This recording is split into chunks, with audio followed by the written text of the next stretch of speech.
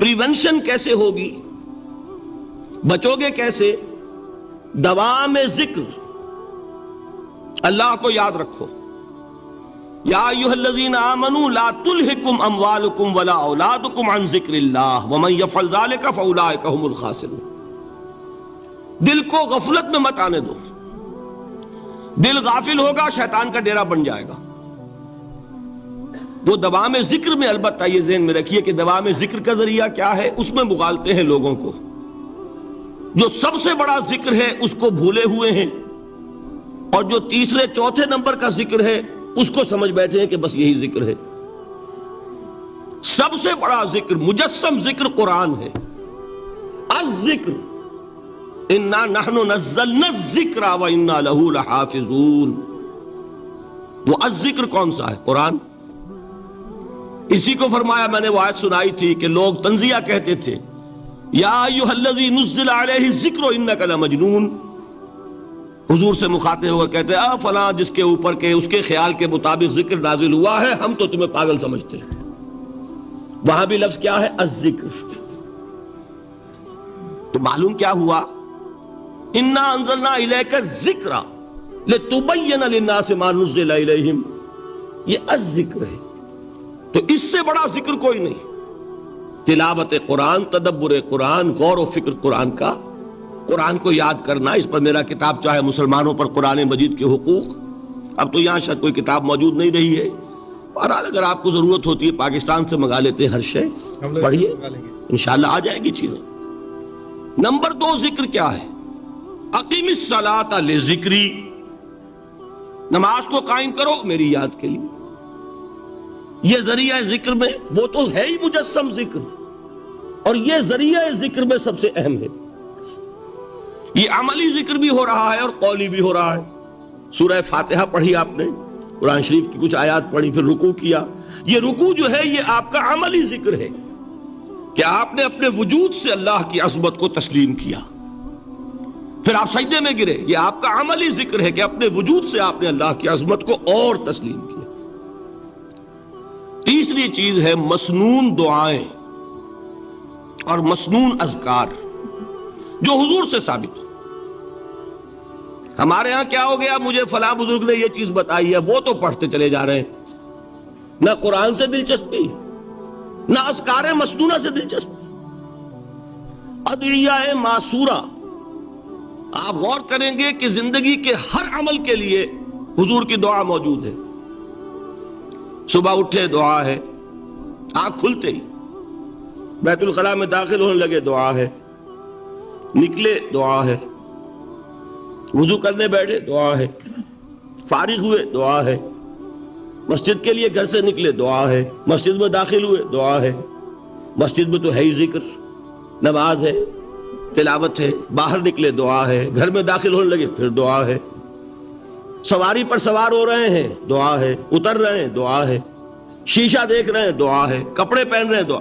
زندگی کا کوئی عمل نہیں یہاں تک کہ جو تعلق زن و شو ہے، جس کو کہ خالص حیوانی بات سمجھا جائے گا، اس کے لیے بھی دعا ہے۔ غفلت میں وہ کام بھی نہیں کرتا، سمجھ رہے ہیں آپ؟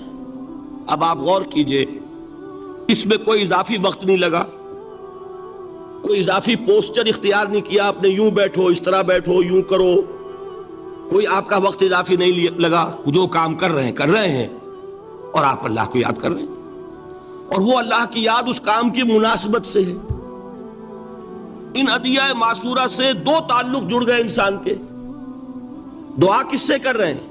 اللہ سے، جڑا کہ نہیں؟ اور یہ الفاظ کس کے ہیں؟ محمد رسول اللہ کے۔ تو آپ کے 2 تعلق جڑ گئے۔ آپ اپنی جی سے گھڑ کر دعا مانگیں گے تو پہلا تعلق تو ہو جائے گا، دوسرا نہیں ہوگا۔ بہتر سے بہتر دعا مانگ لیں آپ، لیکن حضور سے جو معصور اور مسنون الفاظ جب آپ زبان سے نکالتے ہیں تو آپ کا تعلق اللہ سے بھی ہوا بذریعہ دعا، اور وہ الفاظ چونکہ حضور کے ہیں صلی اللہ علیہ وسلم تو حضور کے ساتھ ہوا۔ یہ تیسرا درجہ ہے۔ چوتھے درجے میں میں مانتا ہوں کہ ایک ہوتی ہے خاص کسی شخص کے امراض کی تشخیص کرنے کے بعد تجویز۔ کوئی اگر طبیب ہے، ماہر طبیب روحانی، وہ آپ کو دیکھے گا تو اندازہ لگائے گا کہ آپ میں کیا کمی ہے، اس کے مطابق آپ کو ذکر بتائے گا. بھئی فلاں آیت کا مراقبہ کیا کرو. کسی میں بزدلی ہوتی ہے، کسی میں مال کی محبت زیادہ ہوتی ہے، کسی میں توکل کی کمی ہے، کسی میں شہرت کی خواہش ہے، نمایاں ہونے کا جذبہ ہے، کسی میں تکبر ہے. سب کا ایک سا برس تو نہیں ہوتا نا. تو یہ در حقیقت اندھے کی لاٹھی سے نہیں چلنے والی بات. یہ تو ماہر کی کا کام ہے کہ وہ تجویز کرے کہ تمہارے لیے خاص طور پر ذکر یہ ہے. در حقیقت ہمارے جو یہ سلسلے تھے سلوک کے، یہ بڑے ماہر ہوتے تھے، یہ لوگ بڑے ماہر اطباء تھے. یہ جو علم نفسیات ہے اس کے ہمارے صوفیاء سے بڑھ کر کبھی کوئی عالم گزرا ہی نہیں دنیا میں. فرائیڈ کیا ہے اور ایڈلر کیا ہے اور یونگ کیا ہے، بچے ہیں. ہمارے صوفیاء کرام نے جس طرح انسان کی نفسیات کو سمجھا اور وہ ان کی مناسبت سے تجویز کرتے تھے. لیکن اس کو رکھا جائے گا چوتھے نمبر پر. جیسے مولانا احمد علی صاحب فرمایا کرتے تھے بھائی اس آیت کا مراقبہ کیا کرو. مراقبے کیا معنی؟ اب ان الفاظ کو بھی ہم نے خام خواہ کچھ خاص ایک شکل دے دی. مراقبہ کیا؟ توجہ کرنا، دھیان کرنا، خاص اس آیت کے اوپر، اس کے معانی پر اپنے ذہن کو جمانا. وہ کیوں ہے؟ تاکہ آپ کے اندر جو کمی ہے اس کی تلافی اس سے ہو. لیکن یہ کہاں آئے گا؟ چوتھے نمبر پر. سمجھ گئے؟ تو نفاق سے بچنے کا ذریعہ، پریونشن کیا ہے نفاق سے؟ دوام ذکر. نہ تمہیں تمہاری اولاد، نہ تمہارے اموال، نہ تمہاری تجارت، نہ کاروبار اللہ کے ذکر سے غافل نہ کر سکے. پنجابی میں کہتے ہیں کہ ہتھ کارول اور دل یارول. کام کر رہے ہیں آپ، لیکن یہ کہ دل اللہ کے ساتھ لگا ہوا ہے، زبان تر ہے اللہ کی یاد سے. جو قرآن یاد ہے، گاڑی میں آپ بیٹھے جا رہے ہیں، 2 گھنٹے آپ کو کار میں لگانے ہیں، قرآن شریف پڑھتے جائیے. اس سے بڑا ذکر ہی کوئی نہیں. یہ ہے پریونشن. اب اگر مرض ہو جائے تو کیا ہو؟ اس کے لیے 2 چیزیں ضروری ہیں. ایک دیکھیے عجیب ہے، یہ نفاق کا علاج انفاق سے. صرف ایک الف لگا نا. انفاق کے معنی اور ہے. یہ بنا ہے کس سے؟ نفقت الدراہم، پیسے ختم ہو گئے، مک گئے. یا نفق الفرس، گھوڑا مر گیا. تو مال کو کھپانا، لگانا اللہ کی راہ میں. اگر دل میں نفاق کی کوئی آلائش آئی ہے تو اس کا ازالہ ہوگا انفاق فی سبیل اللہ سے. مال اللہ کی راہ میں دیجئے، صدقہ کیجئے، خیرات کیجئے، دیجئے، اللہ کے دین میں لگائیے. جتنا لگائیں گے نفاق دھل جائے. اس لیے کہ اصل سبب نفاق کا ہے ہی حب دنیا، دنیا کی محبت. لہذا اس کا ازالہ ہوگا جو سب سے محبوب شے ہے، مال. انہ لحب الخیر لشدید. مال محبوب ترین ہے کہ نہیں؟ لہذا اس کو اللہ کی راہ میں لگائیں گے تو وہ نفاق دھل جائے گا. اور ایک اور چیز ہے جو بہت اہم ہے، بہت ہی شعوری طور پر اس کا اہتمام کیجئے. جس وقت دین کے کسی فرض کی انسان کو سمجھ آ جائے، اس کا شعور پیدا ہو جائے، پھر ڈیلے نہ ہو. ذرا سا ڈیلے جو ہے اس پر عمل کرنے میں، یہ در حقیقت نفاق کو جڑ پکڑنے کا موقع دینا ہے. Immediate action. ایک بات سمجھ میں آ گئی، فوراً عمل کرو. اس میں شیطان کیا کرتا ہے؟ ذرا ٹھہر جاؤ، ابھی دیکھو یہ فرض ہے، یہ ذمہ داریاں ہیں، یہ کرنا ہے، وہ پھر لگا دینا اپنے آپ کو. بہت سے لوگ کہتے ہیں بس یہ ریٹائرمنٹ کے بعد تو سارا میں دین کے لیے وقف کر دوں گا. اول تو خدا کے بندے تمہارے اندر رہ کیا جائے گا ریٹائرمنٹ کے بعد؟ سارا تو کھپ چکو گے، رہ کیا جائے گا؟ دوسرے یہ کہ یہ بھی جان لیجئے کہ کار دنیا کسے تمام نہ کر. ریٹائرمنٹ کے بعد کون فارغ ہو جاتا ہے؟ بیٹوں بیٹیوں سے فارغ ہوئے تو پوتے پوتیاں موجود ہیں، نواسے نواسیاں موجود ہیں. کبھی بھی وہ بوجھ ختم نہیں ہوتا زندگی کا. وہ تو یہ کہ آج بات سمجھ میں آئی ہے تو آج عمل ہونا چاہیے.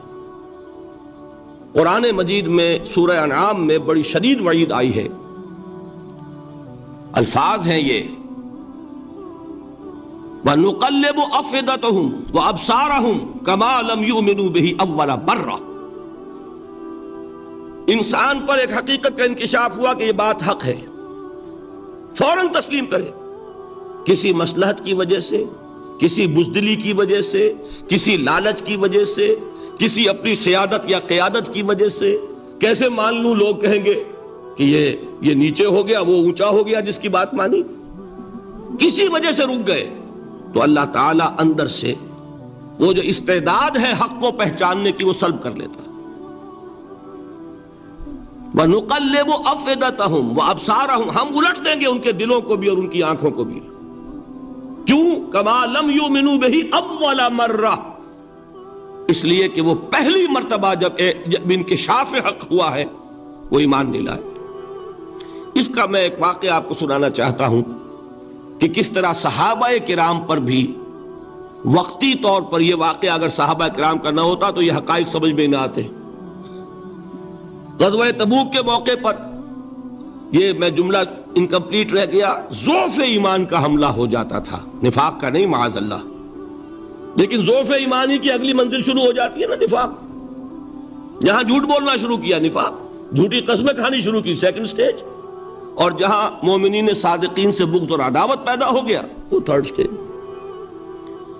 تو وہ ضعف ایمان کا کیسے ہوتا ہے یہ حضرت کعب ابن مالک نے بڑی تفصیل سے بیان کیا ہے. غزوہ تبوک کے موقع پر جہاں منافقین نے آ کر جھوٹے بہانے بنائے، جھوٹی قسمیں کھائیں اور حضور سے ایگزمپشن لے لی، چھٹی لے لی، رخصت لے لی، وہاں 3 ایسے صحابہ بھی تھے جو مومن صادق تھے، لیکن وقتی طور پر شیطان نے انہیں ورغلایا. کیسے ورغلایا وہ سمجھ لیجئے. کعب ابن مالک نے تفصیل سے بیان کیا ہے، اور میرے نزدیک یہ جہاں تک میرا مطالعہ ہے طویل ترین حدیث ہے، بخاری اور مسلم میں بھی موجود ہے. حضور جب واپس آئے ہیں اور اب آپ نے ایک ایک کو بلایا، جن لوگوں نے تو پہلے جھوٹی قسمیں کھا لی تھی ان کو تو بلانے کی ضرورت نہیں تھی، لیکن کچھ لوگ ایسے بھی تھے کہ جنہوں نے ایگزمپشن بھی نہیں لی تھی اور گئے بھی نہیں تھے. اب ان کو آپ نے ایک ایک کر کے پیشی ہوئی، آپ کیوں نہیں گئے تھے؟ تو اب جو منافقین تھے ان میں سے انہوں نے اس موقع پہ جھوٹی قسمیں کھا لی. خدا کی قسم حضور ہم تو بالکل تیار تھے، پوری میں نے تیاری بھی کر لی تھی، پورا ارادہ تھا، یہ وقتی طور پر یہ مصیبت مجھ پر آ پڑی. جس نے قسم کھائی انہوں نے کہا اچھا ٹھیک ہے جائیے. کعب ابن مالک کی باری آئی تو ان کے الفاظ اپنے یہ کہ جب میں پیش ہوا تو حضور کے چہرے مبارک پر ایک غصے والی مسکراہٹ تھی. زہر خند کہتے ہیں، ایک مسکراہٹ ہے لیکن غصے کے ساتھ، غضبناک. آپ فرمائیے آپ کیوں نہیں گئے؟ حضرت کعب یہ فرماتے ہیں کہ میں نے عرض کیا کہ حضور زبان میرے پاس بھی ہے، جھوٹ میں بھی بول سکتا ہوں، لیکن جھوٹ بول کر میں اس وقت آپ کی ناراضگی سے تو بچ جاؤں گا لیکن اللہ کے پکڑ سے نہیں بچ سکوں گا. میں اعتراف کرتا ہوں کہ جتنا صحت مند میں اس زمانے میں تھا کبھی نہیں تھا، جتنا فارغ البال اس وقت تھا کہ میرے پاس ساز و سامان موجود تھا راستے کے لیے، اتنا میں کبھی نہیں تھا. لیکن ہوا کیا؟ ہوا یہ کہ مجھے میرے نفس نے، شیطان نے پٹی پڑھائی. وہ پٹی کیا پڑھائی کہ حضور تو 30,000 کے لشکر کے ساتھ چلیں گے تو لشکر تو سلولی موو کرے گا نا، تمہارے پاس بڑی تکڑی، بڑی توانا صحت مند اونٹنی ہے، تم ذرا 2 دن بعد چلنا تیزی کے ساتھ اور حضور سے مل جانا، بس یہ تاخیر کا حربہ. تو انہیں خیال آیا کہ ابھی 2 دن گھر کی ٹھنڈی چھاؤں ہے، میں یہاں پہ جو آرام ہے وہ کر لوں. مجھے جگر کا شعر یاد آیا ہے کہ تپتی راہیں مجھ کو پکاریں، دامن پکڑے چھاؤں گھنیری. ایک طرف فرض کی پکار ہے، اس میں تو ظاہر بات ہے کہ وہ تپتی راہیں ہیں. لا تنفروا فی الحر سنا چکا ہوں آیت. یہاں گھر میں، نخلستان میں، کھجوروں کی چھاؤں میں، اہل و عیال میں یہ ٹھنڈی چھاؤں جو ہے یہ پکڑ رہی ہے. بھائی 2 دن ٹھہر کے چلے جانا، ٹھیک ہے، کوئی نیت میں خرابی نہیں ہے نا. اس کے بعد پھر جب ابھی 2 دن اور ٹھہر جاؤ، یہ تو بڑا لمبا سفر ہے، ذرا تیز اور دوڑ لینا. تو فرماتے ہیں کہ حضور میں اسی طریقے سے تاخیر و تعویق میں پڑا رہا، یہاں تک کہ ایک روز اچانک مجھ پر یہ چیز منکشف ہوئی کہ اب تو میں چاہے کتنا بھی تیز چل لوں میں آپ سے نہیں مل سکتا، میرے اعصاب ڈھیلے ہو گئے، اس طرح میں محروم رہ گیا۔ حضور نے بائیکاٹ کا حکم دیا صحابہ کو، 3 صحابہ تھے ایسے، 2 اور تھے جنہوں نے اسی طریقے سے اعتراف کیا۔ حضور نے حکم دے دیا کوئی ان سے گفتگو نہ کرے، سوشل بائیکاٹ۔ بڑی سخت سزا تھی جو دی گئی ہے، اس کی بڑی تفاصیل ہیں، اللہ تعالیٰ شوق دے تو وہ حدیث پوری پڑھیے، میں نے تو 2 جمعوں میں ایک مرتبہ صرف اس ایک حدیث کو بیان کیا تھا، شاید کہیں کیسٹس ہوں میرے ہاں، ہمارے نمبر کوئی مجھے یاد نہیں ہے، لیکن یہ بڑی عجیب حدیث ہے۔ لیکن اس میں جو اصل سبق ہے وہ کیا ہے؟ اس طریقے سے شیطان لیت و لال، تاخیر، تعویق، ابھی کیا جلدی ہے، ذرا اس کام سے فارغ ہو لو، ذرا پھر تلافی کر لینا، ذرا زیادہ زور سے کام کر لینا، یہ وہ چیز ہے کہ جو وہ تو خیر صحابی تھے بچ گئے، اگر وہاں جھوٹی قسم بھی کھا دیتے تو گئے تھے۔ یہ تو اتنا ہی ہے نا، مردی و نامردی قدم فاصلہ دارد، اس میں تو یہی ہے کہ ذرا ایک جھوٹی قسم کھا دیتے، جھوٹے بہانہ بنا دیتے تو اب ضعف ایمان نہ رہتا، وہ نفاق کی سند شروع ہو جاتی۔ وہ اللہ تعالیٰ نے ان کو بچایا، لیکن یہ کہ ہم کیسے بچیں گے اگر ہم نے یہ روش اختیار کی؟ لہذا 3 کام، دوام ذکر نمبر 1، اس کی میں شرح کر چکا ہوں، 4 اذکار یاد کر لیجئے گا ان کو، ورنہ کیا فائدہ۔ نمبر 2، انفاق فی سبیل اللہ، نفاق کا علاج انفاق سے۔ نمبر 3، یہ عادت اپنے اندر پیدا کیجئے شعوری طور پر کہ جب ایک حقیقت واضح ہو جائے فوراً اعتراف کہ ہاں بھائی بات ٹھیک کہی آپ نے، جب ایک فرض کا احساس ہو جائے فوراً اس کی ادائیگی کے لیے آغاز۔ تاخیر و تعویق ہے کہ جس سے پھر نفاق کو موقع ملتا ہے۔ اللہ تعالیٰ مجھے اور آپ کو حقیقی ایمان عطا فرمائے اور نفاق سے بچائے رکھے۔ اب آئیے حقیقت و اقسام شرک پر۔ دیکھیے، ہر شخص یہ جانتا ہے کہ اسلام دین توحید ہے۔ ایک لفظ میں اگر کہیں گے تو اسلام کا سب سے بڑا وصف، سب سے بڑی علامت توحید۔ وہ جو اقبال نے کہا کہ توحید کی امانت سینوں میں ہے ہمارے، آسان نہیں مٹانا نام و نشاں ہمارا، تو توحید ہے۔ توحید کی ضد ہے شرک، ٹھیک؟ اس سے میں ایک نتیجہ نکالتا ہوں، کوئی مسلمان جان بوجھ کر مشرک نہیں ہو سکتا،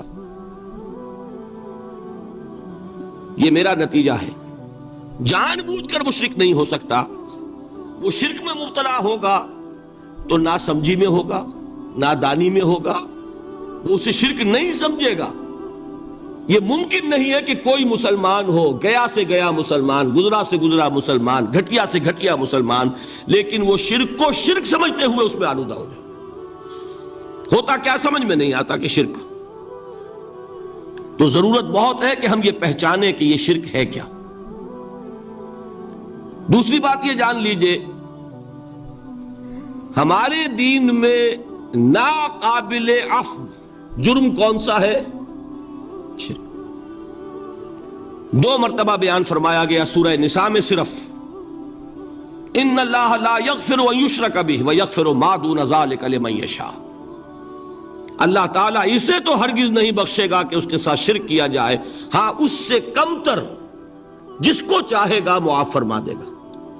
نوٹ کر لیجئے، اس کی بھی اندر بھی اوپن لائسنس نہیں ہے کہ بقیہ سارے گناہ لازماً معاف کر دے گا، یہ نہیں ہے، اس سے تو آپ میں جرت پیدا ہو جائے گی، باقی سب کیے جاؤ، یہ نہیں، جس کو چاہے گا بخش دے گا، لیکن امید ضرور دلا دی کہ شرک سے کم تر کوئی گناہ ہو تو اس کی بخشش کی بغیر توبہ کے اللہ تعالیٰ نے امید دلائی۔ توبہ سے تو شرک بھی معاف ہو جائے گا، اس سے مراد کیا ہے؟ بغیر توبہ کے۔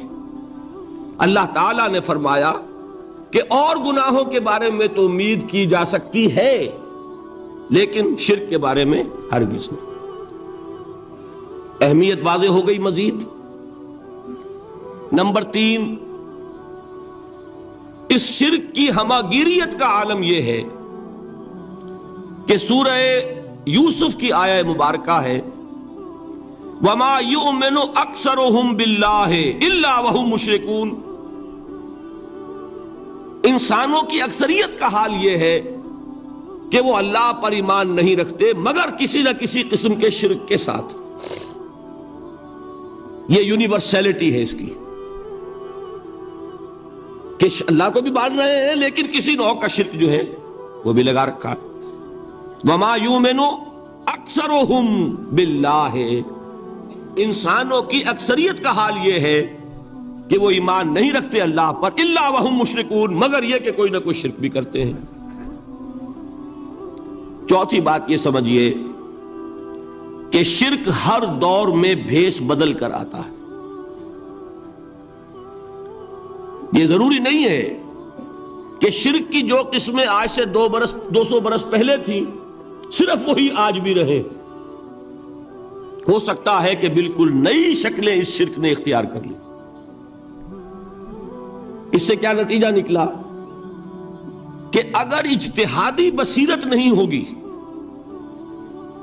تو ہو سکتا ہے کہ ایک شخص جو ہمارے سابق علماء نے لکھ دیا کہ یہ چیز شرک، یہ چیز شرک، یہ چیز شرک، یہ چیز شرک، آج سے 500 برس پہلے کا انسان بڑے سے بڑا عالم دین اپنے زمانے کے شرک کو پہچان کر تو لکھ سکتا ہے.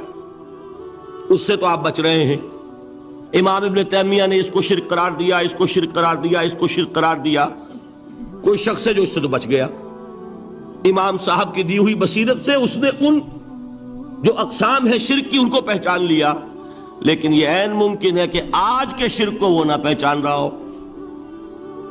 اپنی جگہ وہ سمجھ رہا ہو اپنے آپ کو بہت بڑا موحد، جبکہ اس دور کا جو شرک ہے اس میں ملوث ہو.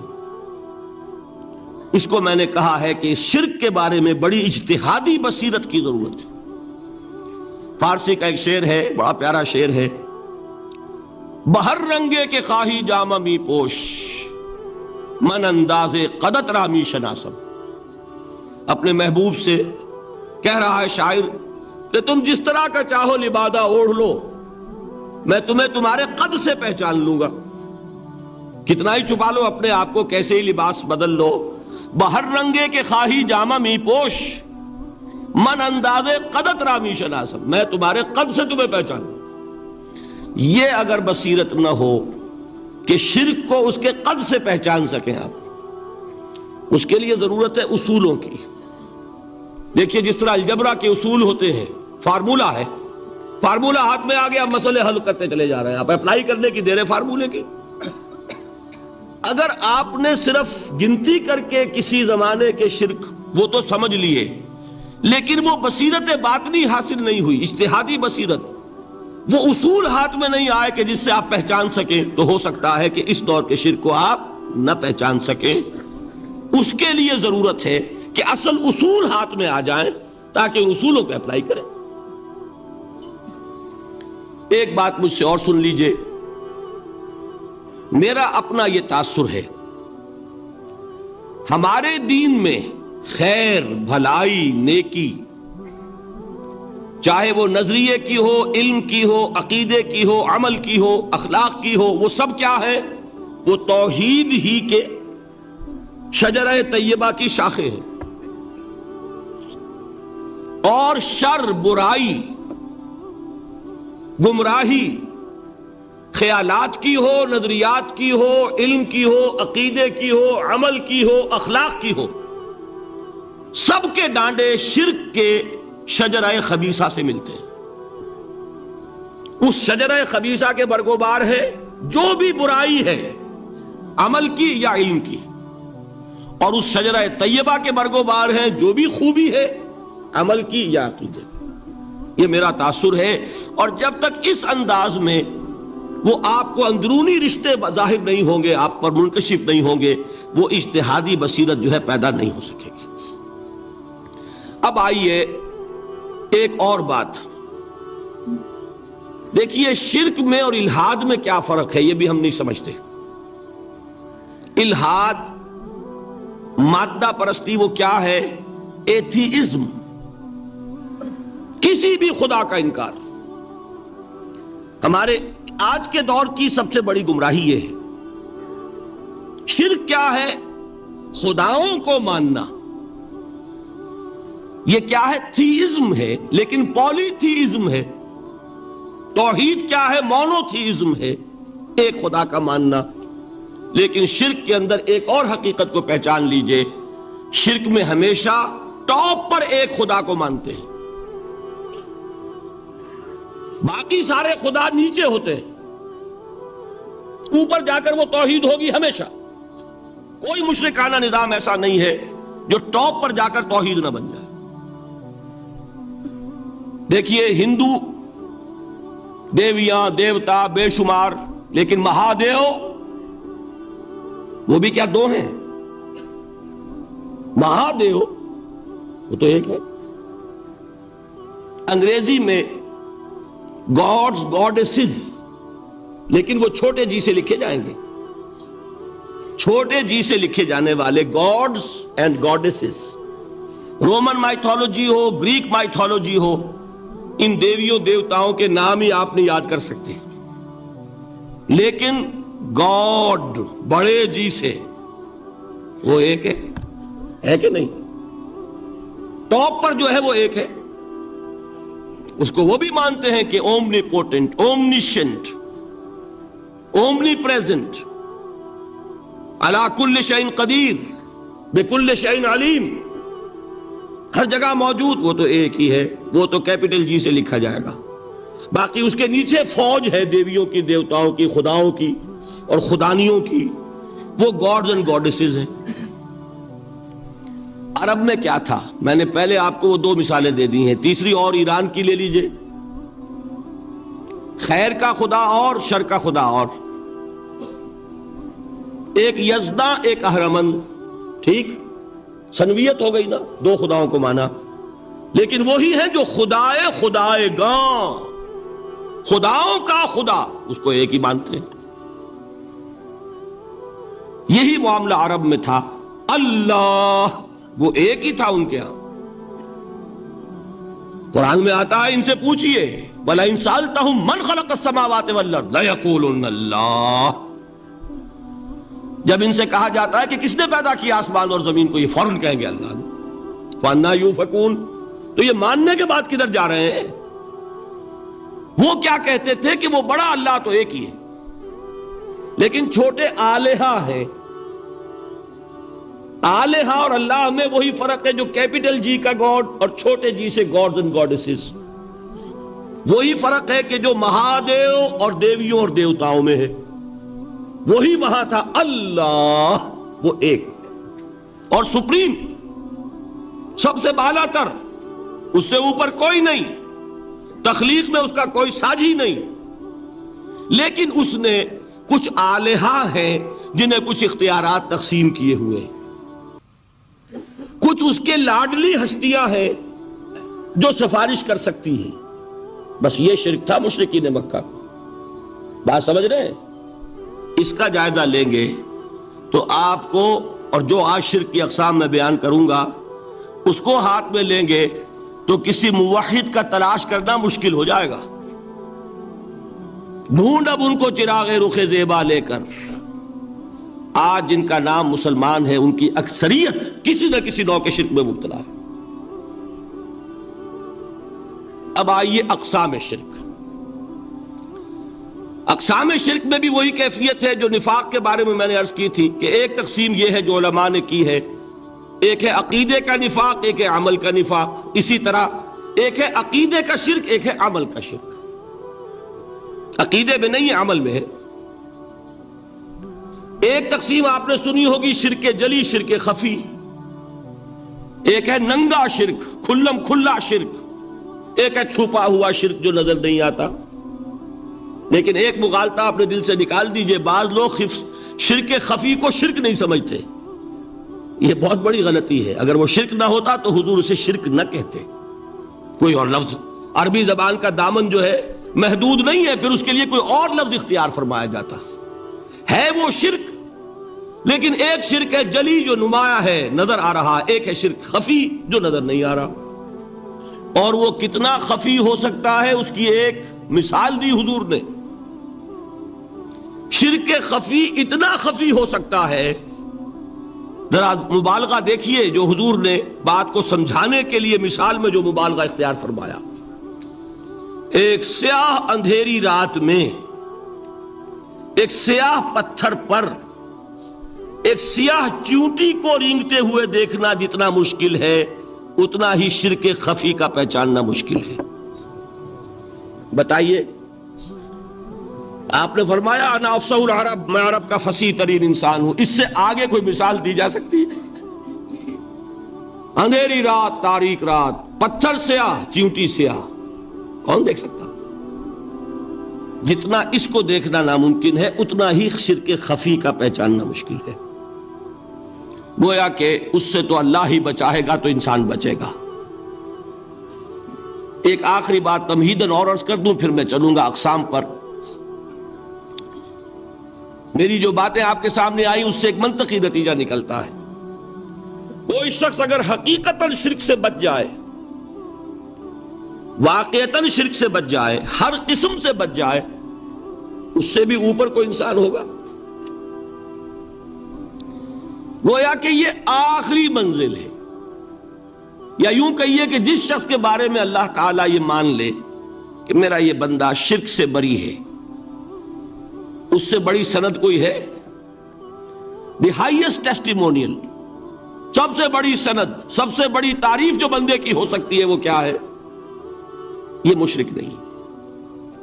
یہی وجہ دیکھیے آپ قرآن مجید میں حضرت ابراہیم کے ذکر میں دیکھیں گے. ابراہیم کا مقام کیا ہے؟ خلیل اللہ، ابو الانبیاء، امام الناس. تین نسبتیں ہیں، تینوں بڑی عظیم. اللہ کے ساتھ نسبت کیا ہے؟ خلیل. واتخذ اللہ ابراہیم خلیلا. ابو الانبیاء، کتنے نبی ہیں ان کی نسل میں؟ اسحاق اور اسماعیل سے چلیے، پھر یعقوب اور یوسف، اور پھر چلیے موسیٰ اور ہارون، اور پھر چلیے سارے انبیاء بنی اسرائیل کے حضرت عیسیٰ، پھر یہاں تک کہ محمد الرسول اللہ کس کی اولاد ہے؟ ابراہیم کی. ابو الانبیاء. اور نمبر 3، انی جاعلک للناس اماما، امام الناس.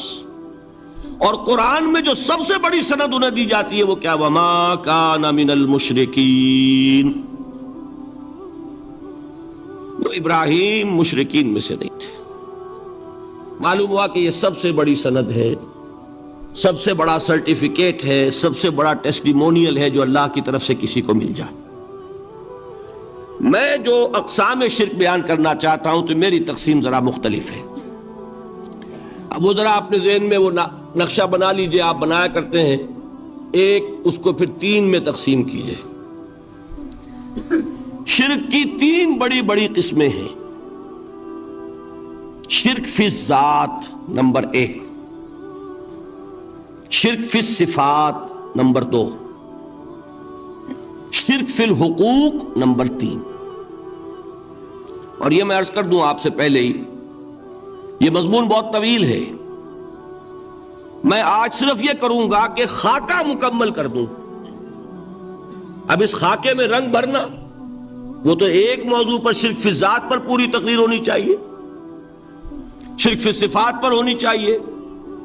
ایک ایک گھنٹے کے میرے 6 کیسٹ ہیں اللہ کے فضل و کرم سے، جو کئی سال سے وہ پھیل رہے ہیں. 6 گھنٹے میں میں نے ان چیزوں کو بیان کیا. وہ موجود ہوں گے، لیکن آج وہ خاکہ ذہن میں بنا لیجئے، اور کچھ آپ کو الجبرے کے فارمولے ہاتھ میں آ جائیں تاکہ خود آپ میں صلاحیت پیدا ہو جائے پرکھنے کی کہ اس فارمولے کو اپلائی کر کے دیکھ لیں یہ شرک ہے یا نہیں. یہ 2 کام تو میں انشاءاللہ آج کر دوں گا، آپ مطمئن رہیں. باقی یہ کہ تفصیل وہ تو ہر سلسلے میں تفصیل پھر بہت ہوگی. وہ شوق ہو تو وہ کیسٹس آپ سنیے. تو 3 تقسیمیں ہو گئی. شرک فی الذات، اللہ کی ذات میں کسی کو شریک کر دینا، یہ سب سے زیادہ نمایاں، سب سے زیادہ جلی، سب سے زیادہ عریاں، اور اللہ تعالیٰ کو سب سے زیادہ مبغوض اور ناپسند شرک. شرک فی الصفات نمبر 2، یہ ایک علمی مسئلہ ہے جس میں آدمی ٹھوکر کھا جاتا ہے اگر محتاط نہ ہو. بڑے سے بڑے آدمی کو ٹھوکر لگ جائے گی. اس کا میں فارمولہ صرف آپ کو دوں گا، وہ ذہن میں رکھ لیجئے، پھر جہاں چاہیں اپلائی کیجئے، انشاءاللہ تعالی آپ کو ٹھوکر نہیں لگے گی۔ شرک فی الحقوق، اسی کا دوسرا نام شرک فی العبادت ہے۔ اللہ کا حق کیا ہے بندے پر؟ بندہ اللہ کی عبادت کرے، لیکن اس کو 5 اس کے مظہر ہیں، وہ ان میں گن کر بتا دوں گا کہ یہ شرک فی العبادت ہے۔ شرک فی العبادت کی اکثر شکلیں وہ ہیں کہ جو عملی شرک علماء جسے کہتے ہیں، اور اس کی شکلیں وہ ہو جائیں گی جن کو شرک خفی کہتے ہیں۔ تو سب سے جلی شرک فی الذات، سب سے خفی شرک فی الحقوق یا شرک فی العبادت، درمیان میں ایک علمی اعتبار سے مسئلہ ہے شرک فی صفات کا۔ اب آئیے سب سے پہلے شرک فی الذات، اس کی 2 قسمیں، اب اس کو تقسیم کیجئے 2 میں۔ ایک قسم جو زیادہ جلی ہے، زیادہ عریاں ہے، زیادہ ننگی ہے، یہ عجب ستم ظریفی ہے تاریخ کی کہ وہ ان قوموں میں پیدا ہوئی جو اپنا تعلق رسولوں سے جوڑتی ہیں۔ کیا کہ کسی کو خدا کا بیٹا بنا دینا، بیٹی بنا دینا۔ اب ظاہر بات ہے، بیٹا بیٹی بنا دینا بالکل ہم پلہ کر دیا کہ نہیں؟ نو وہی ہو گئی کہ نہیں؟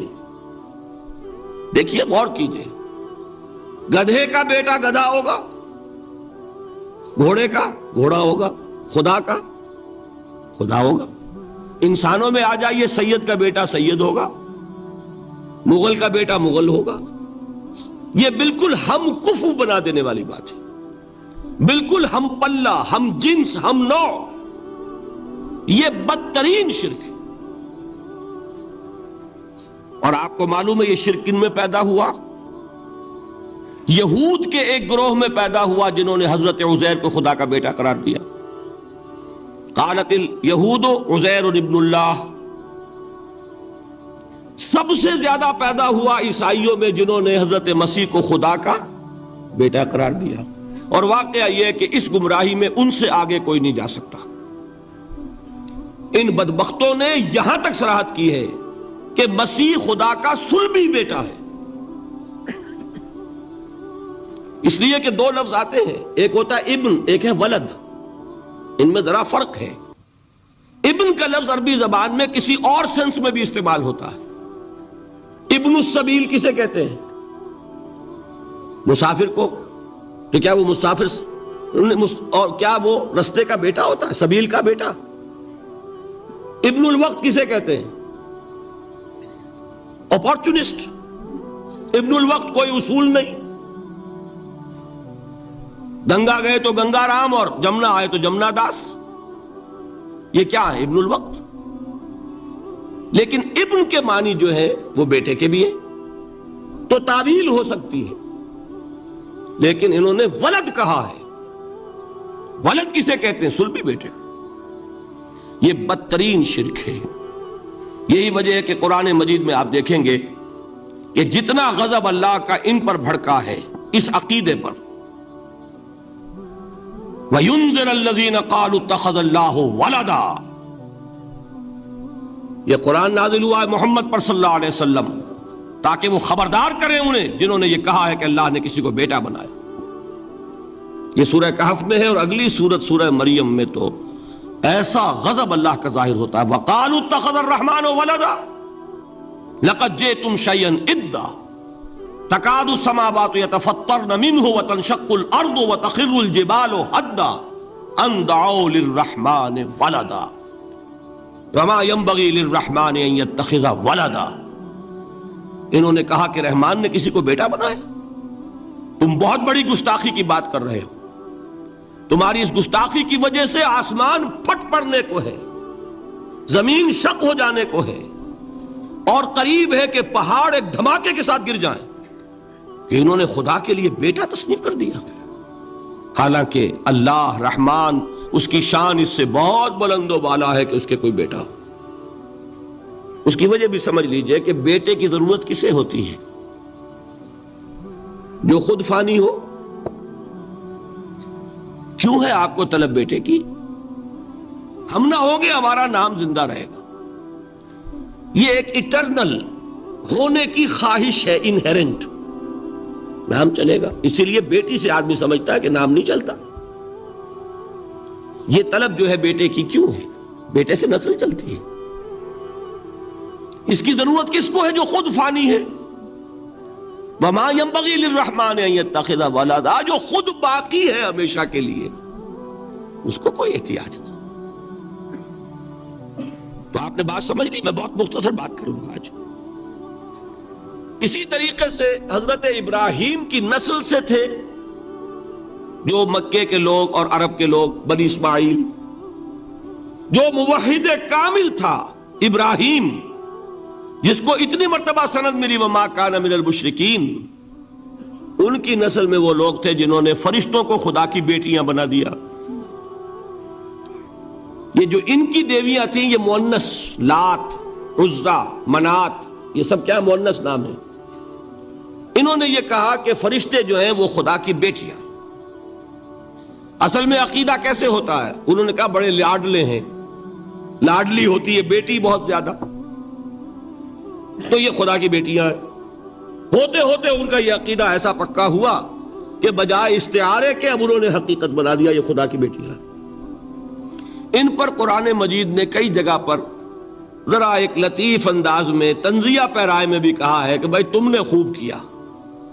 انہوں نے الاٹ کیا تو بیٹا تو کیا، تم نے اللہ کو الاٹ کی تو بیٹیاں کی جو تمہیں خود پسند نہیں. الکم البنون، تمہارے لیے بیٹے ہوں، وَلَهُ الْبَنَاتُ، اور اس کے لیے بیٹیاں. تو یہ تو ذرا ایک لطیف انداز ہے، تنزیہ پیرایا ہے. لیکن ان تینوں کو اب آپ ایک جگہ کر لیجئے. بیٹا بیٹی قرار دینے کا شرک، یہ کیا ہے؟ شرک فی الذات، ہر اعتبار سے اللہ کا مثل بنا دینا، ہم کف بنا دینا، ہم پلہ بنا دینا، ذات میں شریک کر دینا. یہ بدترین شرک ہے. یہی وجہ ہے دیکھیے قرآن مجید کی عظیم ترین سورت کون سی ہے؟ سورہ اخلاص، جو ایک تہائی قرآن کے مساوی حضور نے قرار دیا، جس کو سنو سے قرآن کے مساوی، وہ در حقیقت اسی شرک کی نفی پر ہے. قل هو اللہ احد اللہ الصمد لم یلد ولم یولد ولم یکن لہ کفوا احد. یہی آیا اس میں سورہ بنی اسرائیل کی آیت آخری میں نے سنائی تھی. وَقُلِ الْحَمْدُ لِلَّهِ الَّذِي لَمْ يَتَّخِذْ وَلَدًا، کہو کہ کل شکر اور کل تعریف اس اللہ کے لیے جس نے کسی کو اپنا بیٹا بیٹی نہیں بنایا. ولد دونوں پر جاتا ہے، اولاد جیسے آپ کہتے ہیں، اولاد بیٹا بیٹی شریک ہوتے ہیں، نہ اس کا کوئی بیٹا نہ اس کی کوئی بیٹی، نہ وہ جنا گیا نہ اس نے کوئی جنا. ایک قسم تو یہ ہوئی شرک فی الذات کی. دوسری قسم کیا ہے؟ یہ ان مذاہب میں ہوئی ہے جو نبیوں اور رسولوں کی طرف نسبت نہیں رکھتے بلکہ فلسفیانہ مذاہب ہیں. ہندوستان کے اکثر مذاہب فلسفیانہ ہیں. فلسفیانہ مذاہب میں یہ شرک فی الذات کس شکل میں پیدا ہوا؟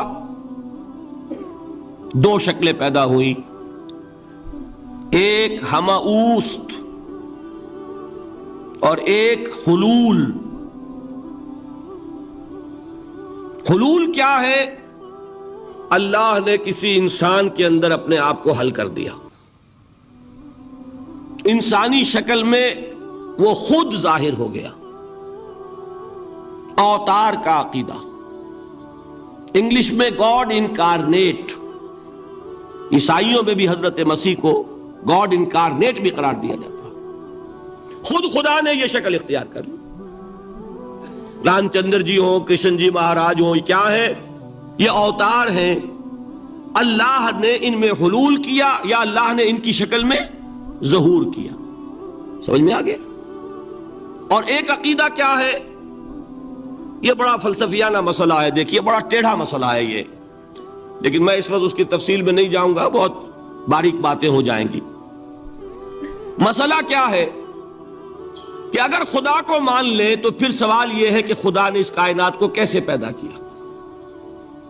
یہ ایک سوال آتا ہے ذہن میں، جس کے نہیں آتا وہ کہے گا پاگل پن ہے، خامخواہ اس پر کیوں سوچتے ہیں. لیکن جس کے ذہن میں سوال آ گیا اس کے لیے بڑی مصیبت ہو جاتی ہے. وہ تو سوچتا ہے، انسان کا اختیار نہیں ہوتا اپنے ذہن پر، وہ لاکھ روکے اسے مت سوچو، وہ اور سوچے گا.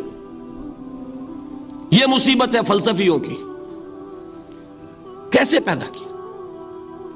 اب ایک تصور تو یہ ہے کہ جیسے یہ میز ہے، بڑھئی نے بنایا اس کو، بڑھئی علیحدہ ہے، میز علیحدہ ہے، لیکن اس میں یہ بات ماننی پڑے گی کہ پہلے کوئی چیز تھی جس سے میز بنائی. لکڑی تو تھی نا، اس سے میز بنائی. لہذا ہندوؤں میں ایک عقیدہ یہ ہے کہ خدا بھی قدیم، مادہ بھی قدیم. خدا نے اس مادے سے یہ شے بنا دی، مادے سے یہ بنا دی. وہی مٹی کی تغاری ہوتی ہے، کمہار اس سے کوئی رکابی بنا دیتا ہے، کوئی وہ ہنڈیا بنا دیتا ہے، کوئی گھڑا بنا دیتا ہے. مٹی تو ہے نا پہلے. تو مادہ بھی قدیم، خدا بھی قدیم، اور مادے سے خدا نے یہ شکلیں بنا دی. ٹھیک، یہ بھی سنویت ہو گئی، توحید تو ختم ہو گئی. تو جن لوگوں کا ذہن تھا توحیدی لیکن اس مسئلے میں الجھ گئے، انہوں نے ایک اور شکل تجویز کی کہ خدا خود ہی اس شکل میں تبدیل ہو گیا. کیسے؟ جیسے برف پگھلتی ہے تو پانی بن جاتا ہے. پانی کہاں سے آیا؟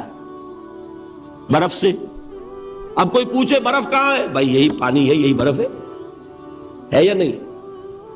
اسی پانی کو آگ کے اوپر آپ نے رکھ دیا، وہ بھاپ بن گئی. اب آپ کہیں برف کہاں ہے، پانی کہاں ہے؟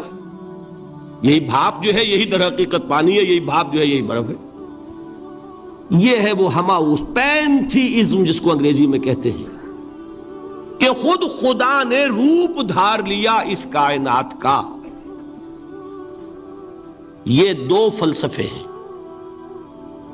کیا ہے یہ؟ بدترین شرک ہے. پہلی اگر شکل ہے تو وہ انسان خدا قرار پا گیا، جس کو اوتار مانا وہ خدا ہو گیا کہ نہیں؟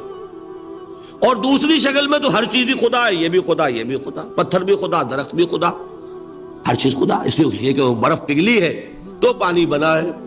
وہ پانی چاہے زیر زمین آ رہا ہے، وہ پانی چاہے زمین کے اوپر دریا کی شکل میں آ رہا ہے یا زمین میں سوتے چل رہے ہیں، پانی تو وہی برف ہے جو پہاڑوں پر ہمالیہ پر پڑا ہوا ہے، وہی پگھل رہا ہے، یہ کچھ بن رہا ہے. یہ ہے شرک فی الذات کی دوسری قسم جو دنیا میں رہی، پینتھیزم اور انکارنیشن، یا حلول اور ہماؤست. سمجھ میں آگے؟ اب میں ایک بات آپ سے عرض کروں گا. اللہ کا اس امت پر بہت بڑا فضل ہے جس کا آپ کو شکر ادا کرنا چاہیے. اس نوع کے شرک سے یہ امت 15ویں صدی شروع ہو جانے کے باوجود تاحال بحیثیت مجموعی محفوظ ہے.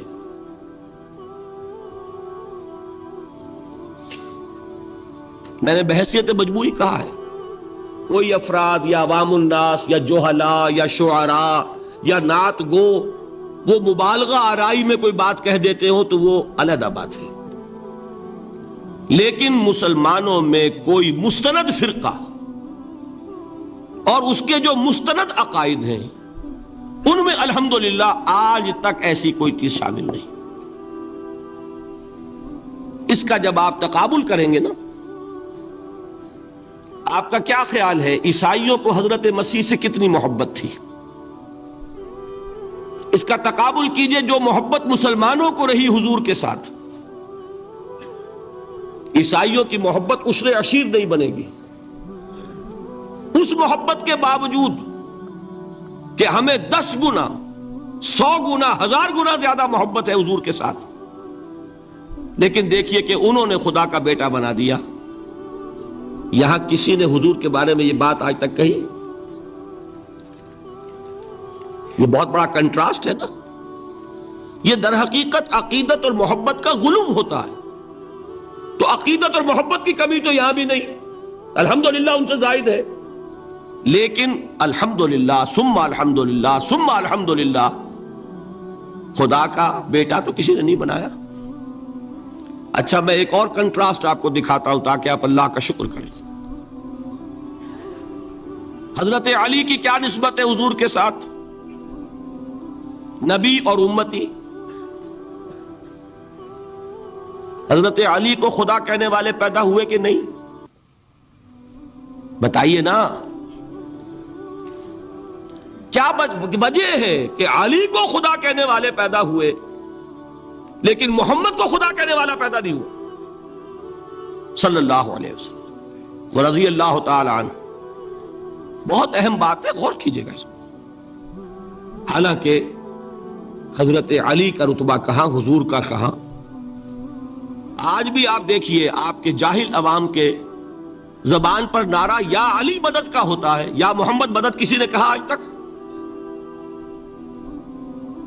یہ یا محمد لکھنے کے کام آتا ہے صرف، وہ مسجد پہ لکھ دو تاکہ پتہ چل جائے یہ فلاں فرقے کی مسجد ہے، دوسرا خود ہی بھاگ جائے وہاں سے۔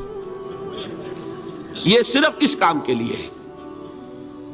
باقی جہاں اصل میدان میں بات آتی ہے، کوئی نعرہ لگاتا ہے یا محمد مدد، محمد کا رتبہ اونچا یا علی کا، تو ان سے کیوں نہیں مدد مانگی؟ یہ سوالات آپ کے سامنے رکھ رہا ہوں میں۔ پھر یہ کہ جس طریقے سے کہ غوث اعظم کو پکارا جاتا ہے، کیا محمد کو پکارا جاتا ہے؟ کیا نسبت ہے؟ حضرت علی تو پھر بھی صحابی ہے، خلیفہ چہارم ہے، حضور کے چچا داد بھائی ہے، داماد ہے۔ غوث اعظم تو بہرحال وہ نسبت تو نہیں ہے۔ دیکھیے میں اس کا تعلق جوڑتا ہوں ختم نبوت سے۔ جس طرح اللہ نے خصوصی حفاظت فرمائی ہے قرآن کی، اسی طرح خصوصی حفاظت فرمائی ہے محمد الرسول اللہ۔ یہ اسپیشل پروٹیکشن ہے، ورنہ نہیں ہو سکتی تھی۔ یہ خصوصی تحفظ ہے اللہ کا۔ یہاں بگاڑ پیدا ہو جائے تو صحیح کون کرے گا؟ اب حضرت مسیح کی اصل حقیقت تو حضور نے آگے بتا دی۔ ذالک عیسی ابن مریم قول الحق الذی فیہ یمترون ما کان للہ ان یتخذ ولدا سبحانہ۔ یہ حضور نے آ کر حضرت مسیح کی حقیقت بیان کر دی کہ نہیں؟ سورہ مریم کی یہ آیات سنی تھی نجاشی رحمت اللہ علیہ نے جب حضرت جعفر ابن ابی طالب کی زبان سے، تو کیا کہا تھا تنکا اٹھا کر، خدا کی قسم جو ان آیات میں مسیح کا مقام بیان ہوا ہے، مسیح اس سے تنکا بھر بھی زیادہ نہیں ہے۔ لیکن اگر محمد الرسول اللہ کو خدا کا بیٹا بنا دیا گیا ہوتا یا خدا بنا دیا گیا ہوتا تو کون آتا اس کی اصلاح کے لیے؟ جیسے قرآن مجید کا تحفظ ہے، ایسے ہی محمد الرسول اللہ کا تحفظ ہے۔ وہ تحفظ ہوا کیسے ہے؟ جتنا قرآن مجید نے ایمفیسائز کیا حضور کی بشریت کو، قل انما انا بشر مثلکم، اے نبی ان کو بتاتے رہیے، بار بار بتائیے کہ مجھے کچھ اور نہ بنا لینا، میں بھی بشر ہوں، انسان ہوں۔ ہاں مجھ پر وحی ہوتی ہے، تم پر نہیں ہوتی، یہ فرق ہے۔ میں رسول ہوں، تم نہیں ہو۔ یہ بعد میں ذرا اور مسئلہ میں واضح کروں گا، ابھی صرف یہ نوٹ کیجئے کہ یہ تحفظ جو ہے، جیسے قرآن کو تحفظ دیا لیکن اس کے لیے ذرائع بھی ہے نا۔ یہ حفظ قرآن کا سلسلہ جو ہے یہ اس کا ذریعہ بنا، یہ رمضان میں تراویح جو ہے اس کا ذریعہ بنی۔ ہمارے ملکوں کے اندر تو حفاظ کو مسجدیں نہیں ملتی، تلاش کرتے پھرتے ہیں، اور ایک جیسا کہ اینول جشن ہوتا ہے قرآن مجید کا، ہر حافظ اپنا حفظ تازہ کر رہا ہے، حفاظ لگے ہوئے ایک دوسرے کے ساتھ تازہ کرنے میں۔ یہ ذریعہ ہے اللہ تعالیٰ نے کہ جس کے ذریعے سے قرآن کو محفوظ کیا۔